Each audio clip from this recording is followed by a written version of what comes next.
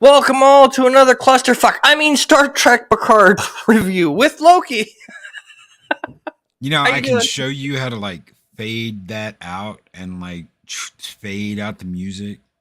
Yeah, I just didn't do it. I'll be fucking honest. I just didn't do it. I did it for certain things, and then I just haven't. It always surprises me. I'm like, ooh, look, it's the planet spinning, and then it's like, boom, hello everybody. I'm like, oh shit. Yeah. Well, you gotta wake you up somehow. You did watch Picard. Canuck, we should call this episode Much to Do About Nothing, because that's what happened in this episode. Fucking nothing. Yeah, I get much more enjoyment out of a can of spotted dick than I did out of this last episode of Picard. Yes, very, very good. 1 second there, sir. Welcome, Ryan Roger Athay. Mrs. Canuck, as always. Welcome, my dear. Life with Matthew, welcome. And to your comment, yeah, quickly, it lost freaking sight of the plot. Episode 1. Mark Deanfully Tired, welcome. Who else is here? Chris Persia, welcome. Let's see. Who else do we have in chat? Pat S, welcome. And Troy, welcome. Wow, my brain gone. Tony, yes, Tony, that's Troy. Yeah. Good boy, yeah. Troy. Fuck it. Picard is an android, but he can still get affected by getting hit by a fucking car. I don't fucking help. Brain. Paramount took a scene from 101 Dalmatians, and instead of a crazy white-haired old lady, you have a crazy white-haired Brent Spiner driving an electric car and running over Picard. Yes, but Picard is now technically a synthetic, which means he should have got up and went, damn, and there should be a big hole in the bumper of that car. Like, seriously, he should have just got back up and gone, ouch. Data would have just stood there and taken a hit. Yeah, and picked up the car and went, what the fuck? Greetings. Yeah. But Picard gets freaking knocked ass over tea kettle and... Oh no, he's lost in his own memories now.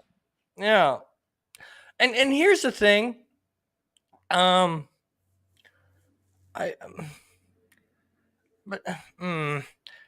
Okay, so at the end, and I know I'm skipping ahead here, so bear with me, folks, but this just hurts my brain. So she's going to go into his memories. Does she have a USB stick? I don't know. What the HDMI hookup? His positronic brain is on the fritz. And in TNG, they would open Data's cranial. They would open it up and stick wires in there, and then jack in to the side of his head. But she's talking about like pulling a whole Spock here and going like what? And that is the most interesting point in all of the entire episode. The end.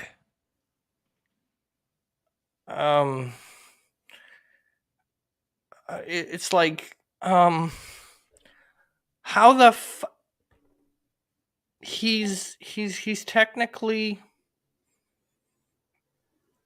he's a positronic brain. Live with Matthew, he's Sung, and Sung is the guy who creates. He's the reason for the eugenics wars, and we get the offspring, the later offspring, because apparently he had children. Someone actually fucked this guy. He has children, and his offspring is the Sung that's in Enterprise. And then you've got Khan Noonien Singh in TOS.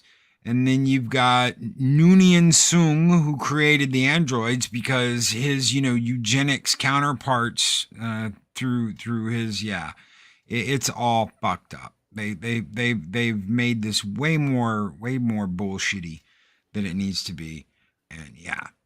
Okay, and I'm going to preface this by saying this once again, and I end up saying this every fucking review, but before I get blasted for being Mr. Negative Nancy, hello, I was the biggest supporter of season 1. Mm-hmm. And even I'm going, what the fuck? I told him he was wrong. He didn't listen. Deej can even stand by this because he set Loki up and threw him under the bus, and yeah, that was funny. On a No. He didn't set me up. You were the one screaming that I said Patrick Stewart should fucking die. I didn't. Deej said that. Deej said that. I didn't say that. You came after me for saying something I didn't say. That means he set you up. He didn't set me up. Yeah. He said something and then you took it out on me, and I was like, "Nuh-uh, bitch. I didn't say Patrick Stewart should die." Well, somebody on this fucking panel did. Well, it wasn't fucking me. Deej said the thing he knew would piss me off, and he went, peace. Anyway. But anyway, back to this complete and utter clusterfuck. Yeah. Flustercuck. Whatever. I don't. Why is this woman that explains something to me? Why is this woman who looks like Laris but isn't Laris speaking in Romulan? Why is she saying things in Romulan if she's not Romulan? Because it specifically says in the captions, when she's mumbling in the beginning and they're in line to get inside, speaks Romulan. Why the fuck is she like whispering in Romulan if she's not Romulan and she's not Laris? They can't, the writers on this fucking show, the hens that are in the back scissoring and laughing while they write this shit, can't even keep their fucking characters straight. No, they can't. They can't. Like, this whole episode makes no damn sense. And for those of you, they made Bosch, made Marion, and they made, don't tell me that we're doing this again. Guess what? We had I Am Not a Merry Man episode. Why are we doing this again? Picard, this is your life. Not even that. It's more like a really bad ripoff of like Survivor. Vote off the one you don't like. Like it's got about as much storytelling. I mean, I think a game show would be giving it too much credit, don't you think? Just saying. And technically, Deej, you're correct. Picard did die in season 1. Yep. Now it's, synthetic Picard, which I was fine with up until now. Well, I'm still fine with synthetic Picard. I don't give a fuck. But if he's synthetic Picard, fine. Then we can't do what we would do in a human situation with synthetic Picard. Sure they can. They're CBS. They can do anything. CBS Paramount. It's Paramount Plus. It's all owned by Paramount anyway. People keep saying CBS. I'm like, it's not really CBS. It's Paramount now. But Paramount's going to do whatever they want to do. I mean, you've seen Halo, right? No. They can do pretty much whatever. Oh, dude. I tell you what. I love Star Trek. I love Star Trek. But honestly, I think I'm more upset. I'm still more upset with Picard. This episode took me 2 hours to watch because I watched 15 minutes of it and I literally have to go out and like walk around and take a break and reorganize my mind so that it can understand the dumbassery of this bullshit. Well, it's not even that it's like, for me, the problem I had with this whole episode was it was like the only way I could watch it is if I put my brain on pause. Because there was a whole bunch of unnecessary shit in this episode, such as let's show Picard laying on the ground. Then let's do the big dramatic 35 minutes earlier. 28 minutes earlier. 15. What the fuck? You didn't need to do any of that shit. Like, none of it. None of it needed to be done. That whole sequence could have been just cut right the fuck out of there. It didn't need to be there. And life with Matthew, he gets it. It's jumping around, ripping off old Star Trek. Star Trek 4, City on the Edge of Forever, Tapestry. That's all they're doing is ripping off old episodes of Trek. And they cannot make it. And Discovery did the same thing. Reunification Part 3. Kiss my fat white ass. I don't get it. The episode itself is basically, I don't know, a popcorn fart? You could probably get up here and talk about Picard season 2 and not watch this episode. That's how fucking non-eventful it is. What did we get? We got Raffi seeing Elrond of Rivendell in the crowd again. Seven didn't do anything. Yes, she did. She got right fucking drunk. She did a lot. Yeah. I mean that's a lot for this show. Rios ran around like an idiot because he got a real Cuban cigar. The blonde tranny. I'm sorry. I'd probably fucking get your show pulled down right there just for that. The blonde, I can't even think of her name right now. Although, but while you're thinking of that, I do have a comment I have to make.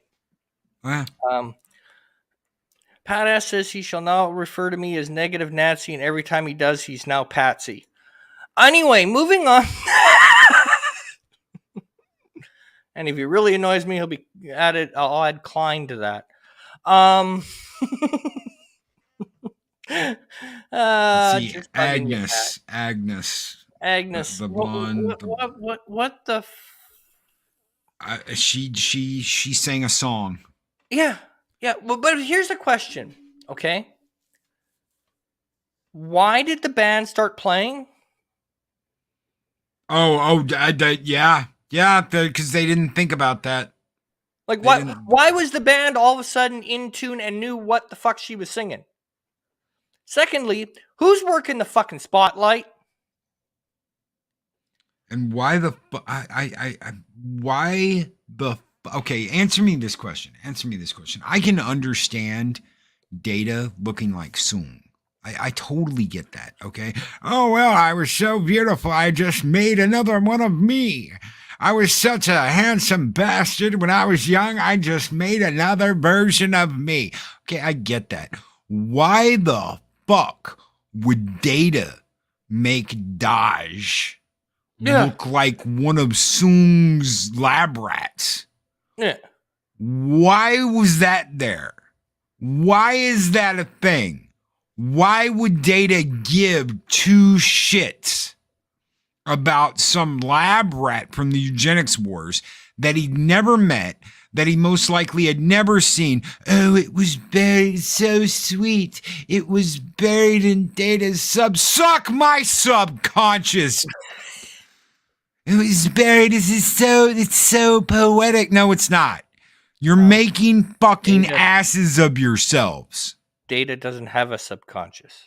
He has a subroutine, but he doesn't have a subconscious. Just thought. Data's daughter, Daj, looks just like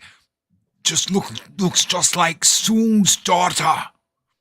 Soong's lab rat daughter. Data, I have a bone to pick with you. That's probably what Picard's doing in his own head right now.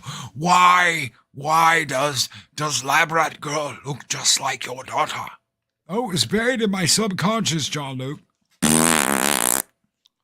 It was a backup failed routine. I don't know. Subroutine number 5. I don't know. Bloody fucking like this whole episode. What the fuck?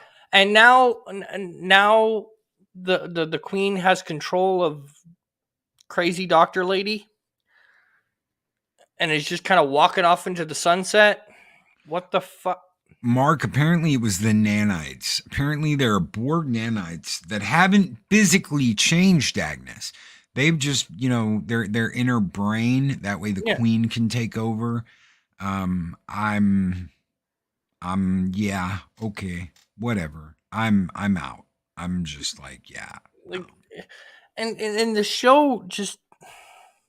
And again, I preface this by saying I was the biggest defender of season 1. I warned you. I told you it was trash. And now it's like episode 1, all the cool shit that I thought they could do, fucking all tied up in a nice little bow in 30 seconds or less. Fuck. And now we've got we're over halfway through, and they announced that the all these characters are coming into season 3. So yay me, I get to watch that. It's because this sucks so bad. This sucks so bad. They've got to find a way to get you excited because this is crap. Well, at this point, I'm not even going to watch season 3 because I'm going to be excited. I'm going to be, how are they going to fuck this up now? Oh, have you heard? Michael Dorn will be a Kling orc. Not a Klingon, a Kling orc. Michael Dorn will be in the new Mega with the new teeth that make you talk like this. Hold on. Captain Picard is me. I am in Commander Worf. Okay, Loki, I have an answer for that. Hold. All the Klingons talk like this because they have teeth implants and they can't talk any other way. In the words of Birdo Prey 5. Yeah. Yeah. Yeah.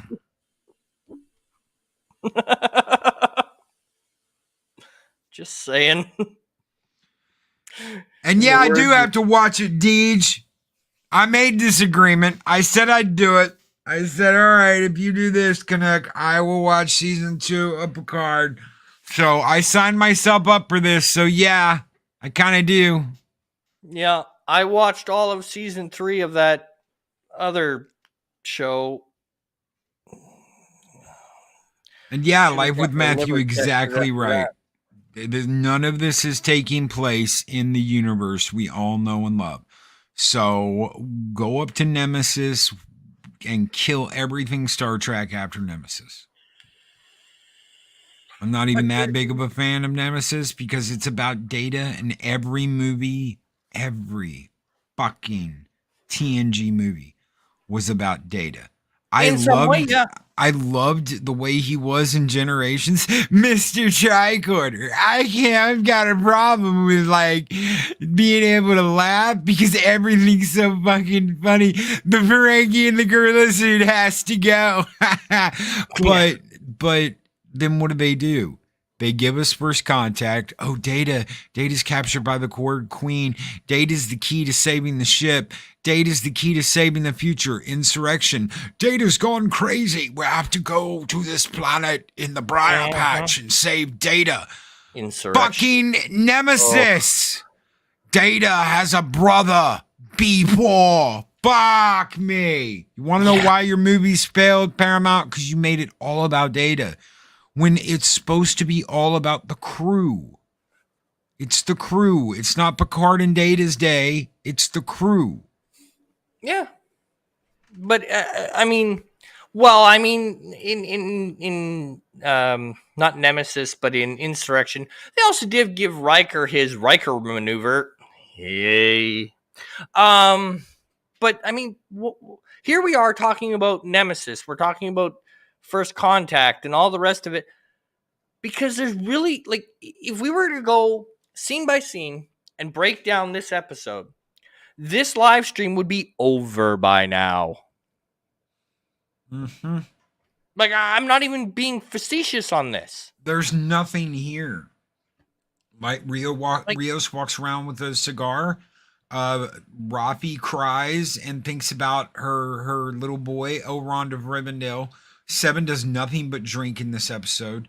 Picard's like, how are we going to get her to go on the Europa mission? Oh, we're at the party? I didn't know we were doing this at a party. Are we filming too? I need a drink. Yeah. And that's the fucking episode. Oh no, Data hit me with a car. Yeah, it's like, what the fuck? Like, and you know what? I can't help but laugh when you hear that fucking electric car. Yeah. Scary shit, folks. Scary shit. Picard, you could have had a walker and gotten away from that car. You could have had a walker and been using it to get away, and you probably could have dodged Data in his little electric fucking car. Man, his little bug zapper. Like, God help me. I just, like, to me, it's just the fuck. Because this whole episode is basically a flatline. Yeah. Right? Because there's nothing. Well, Picard's flatlined. You really don't need to know anything that happens in this episode, except for that Picard gets hit by a car. That's about it. That's all you need to know going into the next episode. Oh yeah, and the Borg Queen has fully taken over the crazy doctor. That's all you really need to know. That's it. That's all you really need to know going forward to be able to watch the next episode. That's it. Because the rest of this is just a stupid time lapse which made no damn sense. I mean, really, did we need a flashback? No, you could have just ran it straight through, and then Picard gets hit by a car. You didn't need the 35 minutes earlier. And what is it? Minutes earlier. What is 15 minutes earlier. What exactly is happening to Picard's mom in the 24th century? I mean, it looks like she's being dragged off because she committed heresy or something. And I'm like, really? Are you guys really? She's a woman. Grab her. In the 24th century? Yeah. Uh-huh. Like, I don't know. Like, some of this just... It's just like, huh? What? Who? Where? Why? When? Question mark. Dook. Like, even the dialogue between Picard and Sung wasn't even that good. I could say the same to you. The fuck? Like, it was just absolute mindless garbage the whole episode. And I hated that stupid 35 minutes earlier, 28 minutes earlier. You didn't need that. Well, they want to give you an added sense of suspense. Yeah, but it's suspense to what? To fuck all. To Picard dying. Oh no. You called the show. You called the show Picard, and you think we're worried that you're gonna kill off Picard. Yeah. It's just, I don't get it. Like, I'm waiting for like one episode where, you know, all of a sudden, you know, he goes to sleep in this fucking reality, wakes up on the bridge of the Enterprise E and goes, oh fuck, and then walks off. Like, fuck. No. What's going to happen is the Borg vagina that opened in space, that shit the Borg Queen out on the bridge of the Stargazer. That Borg Queen is going to be Picard's mother. Mommy, is that you, Mommy? It's going to be his mom. That's what all this is set up for. Is that, and sorry if I just ruined the whole fucking show for anybody, but yeah, when that mask comes off the queen, it's gonna be mommy. Mommy's gonna be the one under the mask. Oh, probably. Wouldn't surprise me in the least. Which is probably why he got turned into Locutus, because it was his mom. Oh yeah. But like to me, it just, this whole episode was just a flat line. It There's didn't nothing matter. in it. You got didn't Agnes need singing. to watch it. To watch the next episode, you didn't need to watch this one. Nope, it's filler. Not at all. And they're You supposed could to have skipped this one and been fine. And Canuck, they're supposed to have gotten rid of all filler episodes because that's why the seasons are so short. We shorten the seasons so that we wouldn't have any filler. But guess what we're fucking getting? Whole season Filler. 2 is filler. Bird of Prey 5, Kapla, sir. Kapla bird. In your honor, I wore your hat earlier. But it's just like this whole fucking episode is just mindless garbage we didn't need. It doesn't advance the story. I mean, the only thing you could maybe say is that Rios got a little bit of character development, but that wasn't very much. Like, really, it just, you didn't need to watch this episode at all. Like, not at all. You could have skipped this, been fine, watched the next episode. You're fine. Yep. It's because most of what you find out in this episode, we knew by the ending of the last one. But we've got to save Renee Picard. How are we going to save Renee Picard? Oh, I'm going to push her out of the way. I'm going to save her by pushing her out of the way, even though I'm the reason she went down to the garage.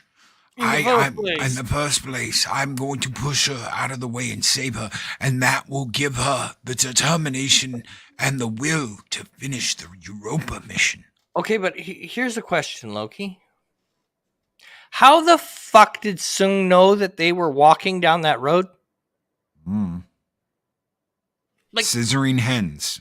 Like, to be able to run them over, how the hell did he know that they would be on that stretch of road?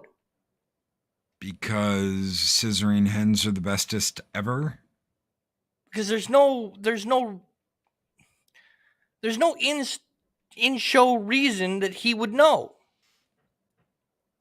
Not unless Q. I know the personal media device. Q messaged Sung on his personal media device that we have all day, that we look at all day, because they said so. That's a Picard. Picard said so. They're looking at their personal communication device all day long. They've always got it in the hand, playing with it. But again, how the fuck did he know they would be there to run them over? Seriously, scissoring hens. That's because the scissoring hens in the writer's room said so. I know it's giving you a headache, but it's true. The scissoring hens in the writer room say it's so, and it's so. It doesn't matter whether science agrees with them or not. It doesn't matter whether it's realistic or not. It doesn't matter whether it's complete outlandish ball of bullshit that they just threw at the wall and hoped it would stick. That's why.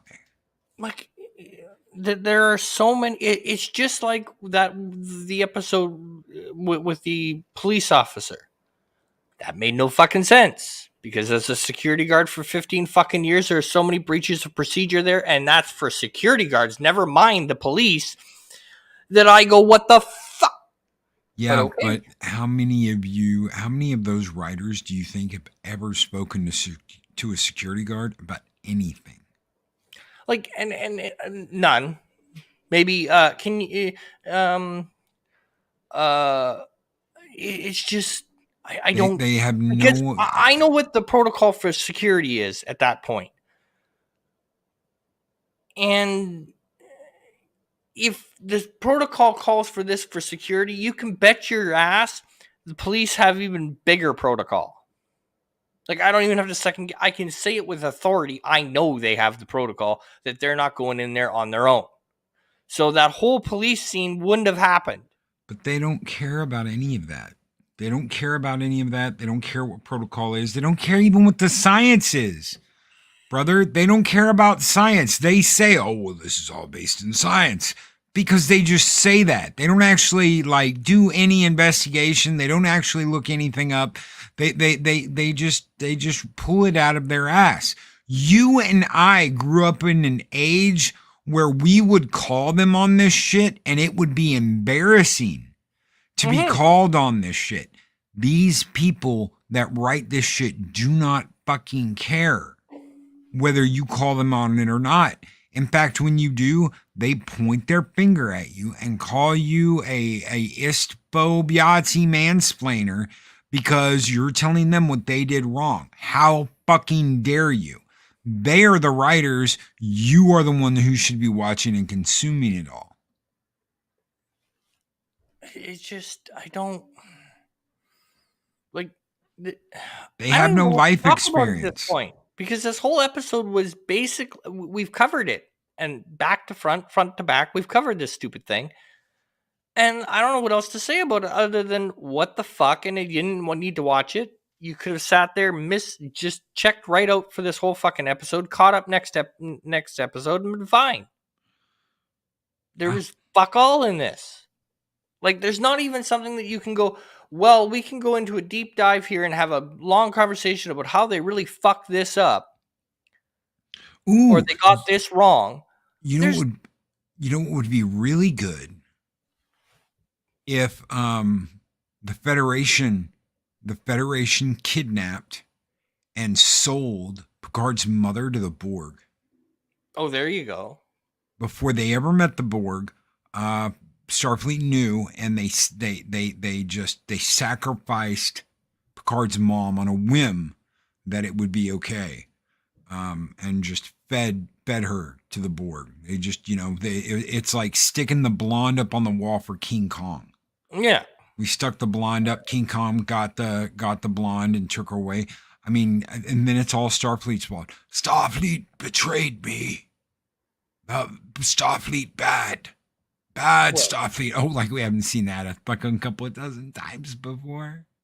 No, isn't that what the whole plot line of Star Trek Discovery is? Yeah, the patriarchy. It's the patriarchy's fault. Picard's father sold his mother to the Borg. Yeah. The Borg came to get wine one day, and Papa Picard said, "Fuck you, woman, you're out," and sold her to the Borg for an automated field tender. Yeah. to tend. See, no. in 5 minutes. Even better, Loki. Picard wine was doing really shit, so he traded his wife to the Borg for a new recipe of wine. A new recipe. Yeah. That way their wine sold better. It was a new aging process. There you go. Fuck it. Mm-hmm. I just it's just mind-blowingly stupid to me.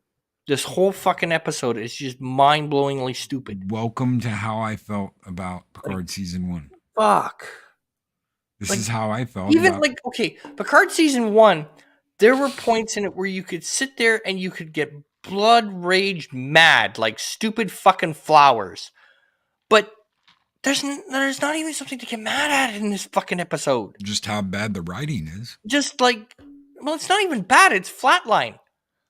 Like somebody went into like a comatose and went, and then they formed words out of the flatline. All of this whole fucking episode is just meaningless. Unfortunately for me and you, all of this is designed around the idea that someone's going to have this on in the background. They're going to have it on their phone. They're not going to be able to pay attention to it. They're not going to ever rewatch it because none of this shit is rewatchable. It's disposable entertainment. And you'll just go about your life without ever realizing just how fucking horrible of a show you watched. And if you do realize it, Well, we've got a name we can call you. We've got a couple of Yeah. them. S2E6, and we can point our fingers at you and call you horrible, women-hating men for not liking this giant ball of fucking vagina we've got in front of us now. And it's not even the fun kind of vagina. It's like the nasty fucking, yeah. Yeah, it's not even the fun type. Somebody clip me saying that. It's not even the fun type of vagina. But like the part that bothers me, I guess, and I just thought of this, and now I'm gonna get my one wrestling reference in. Um, but I just thought of this.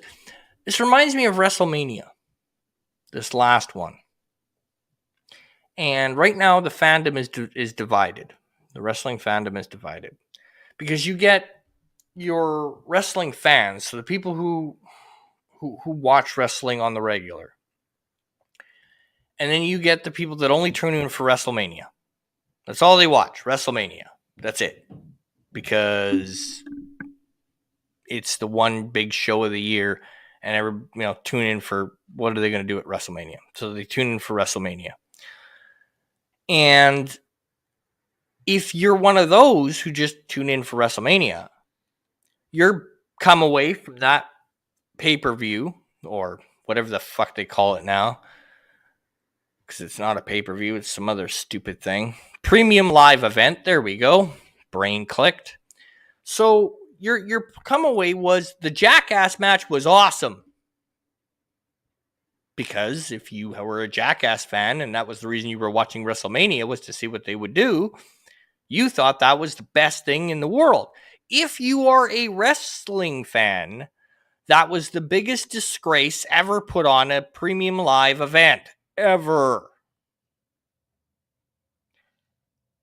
Well, I can't say that. There's been worse. I mean, Mae Young did give birth to a hand. But although I do think it's funny that because during the Jackass match, a hand slapped Sami Zayn, there's a meme out there that says, "Oh, look, Mae Young's son grew up." But anyway, that was funny. But it's just like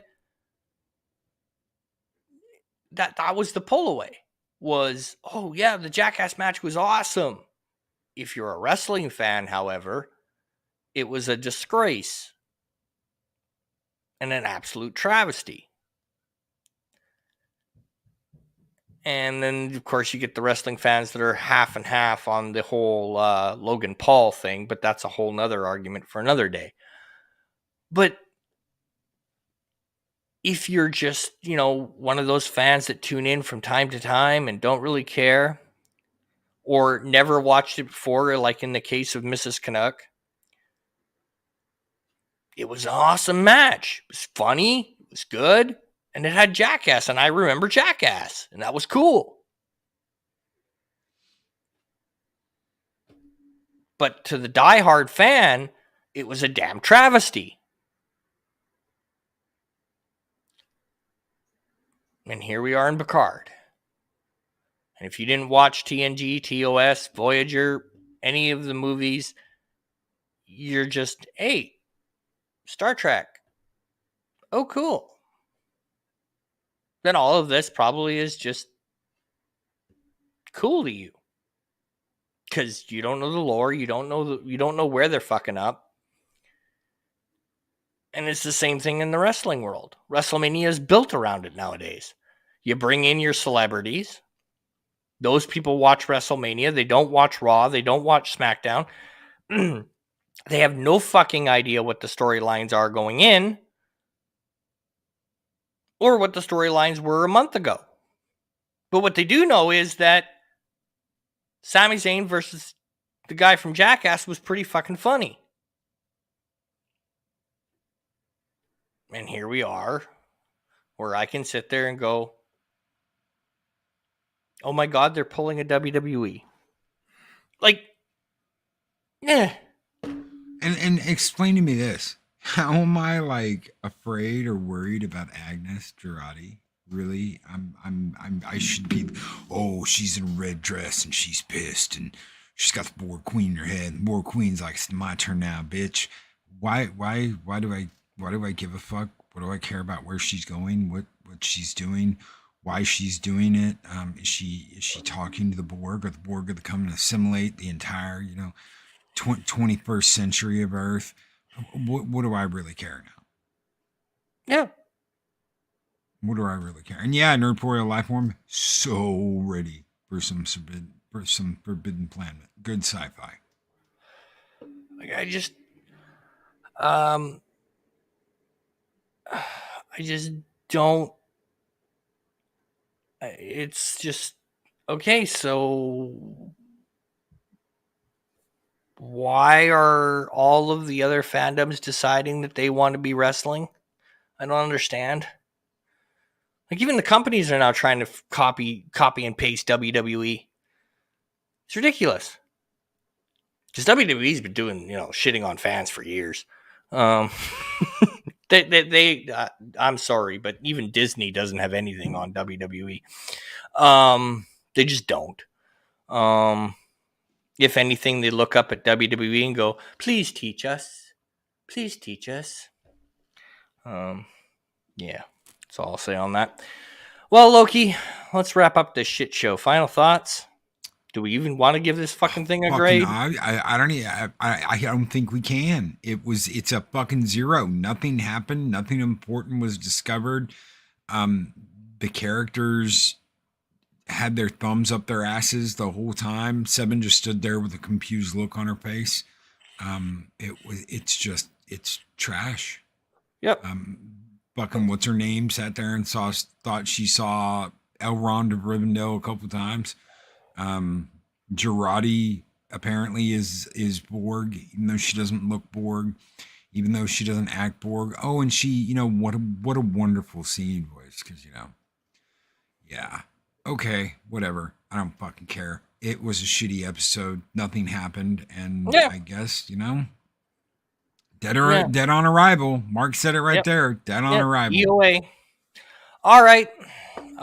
With that, folks, thank you for joining us. We will unfortunately be here next week, and hopefully we have actually something to either get mad at or complain about, and it's not another flatline. Yeah. And with that, take her easy, folks. I'm out. Later.